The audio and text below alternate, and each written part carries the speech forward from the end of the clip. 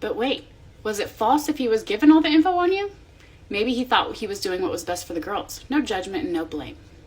She's referring to the false protection order my ex-husband filed against me 4 years ago. And to answer this question, I'm going to read off a statement. My parents wrote statements to the court when this happened of their account of the events that happened, which are pretty accurate. And no hate back, I'm just answering the question. This is from my dad. On April 8th, 2018, we received a call from our daughter Kathy's fiance stating she was using drugs and other accusations. After speaking with her fiance, I spoke with Kathy's ex-husband, and I told him if the accusations are true, he needed to do whatever it took to protect the children. On April 11th, Kathy's fiance called my wife and stated he might have overreacted and misspoke about what was happening with our daughter. My wife and I flew to Ohio on April 14th to find our daughter and confirm the accusations. We reside in Florida. After speaking with Kathy in person on Saturday, we determined the accusations were not true. On Wednesday, the 18th of April, Kathy's ex-husband called to discuss what was going on.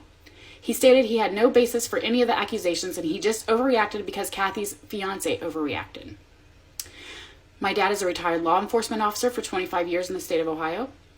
And my mother is certified in chemical dependency counseling for 3 years and a licensed social worker for the state of Ohio for over 12 years. We believe the children are in no danger being with their mother.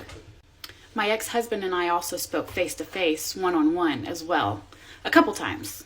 And he knew the situation with the fiance and I, we were breaking up and that was what was going on. He knew I was no danger.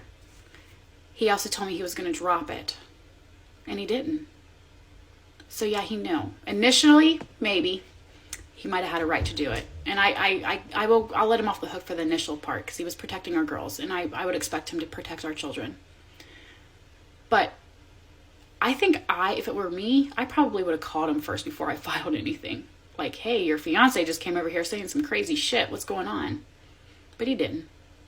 He did call my parents, though. The reason my parents flew to Ohio to find me was because I was mad at them at the time.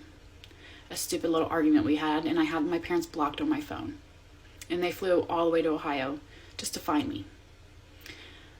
If I had never had my parents blocked, I probably would not be in the mess I am today, too. But yeah, it was still false. And he knew it.